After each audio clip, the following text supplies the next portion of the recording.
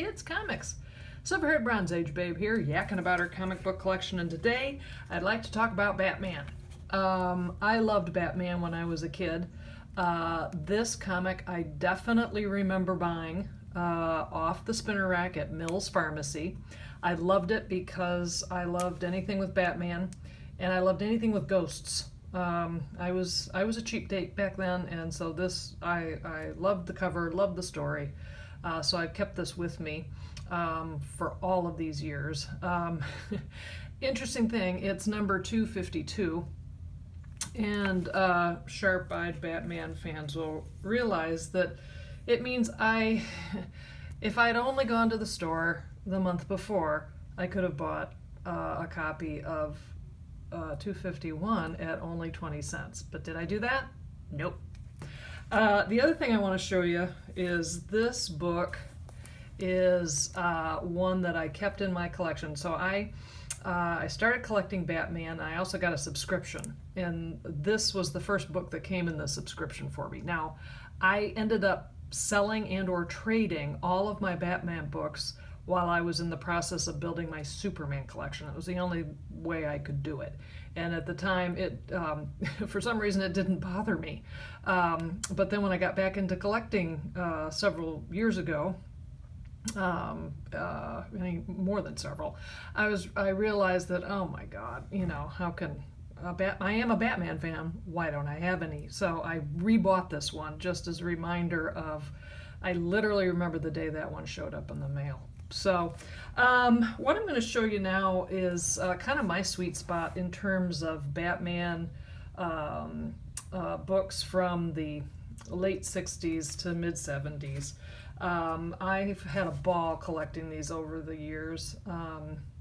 It was just so great to be able to snag these books that I just didn't have them back then. And I've talked before. Oh, here's a lovely copy. I didn't realize there's no back cover on this. Enough said about that. But the just the fun of having Batman, these one and done mysteries that they were doing back then, were so terrific.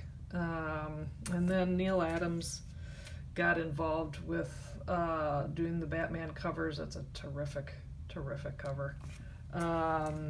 80 Page Giants. Maybe I should do something on 80 Page Giants at some point. They are their 80 Page Giants are their own reward. Here's a ratty copy of one of my coverless wonders that started my collection. If you're keeping track, there's this one, there's that one, and then there's the coverless wonder. So I have 3 copies of this story. But it's such a great story, it's totally worth it to do that. But I just, over the years have added to this collection, and I really decided that I just need this era of book, and I'm thrilled that I do, because they're absolutely fantastic stuff. I've talked about this one before. I paid a fair amount of money for it, but I don't care. It was worth every penny. Absolutely no buyer's remorse on that one. Back to ghosts. If you've got a ghost in Batman, I'm in. And of course, Christmas time.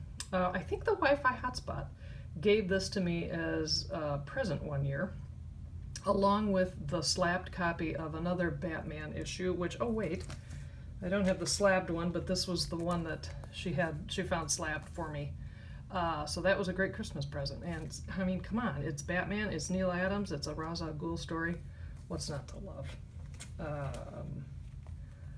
This one. What I love about the cover of this, it has absolutely nothing to do with the story. And it's a follow-up story to that.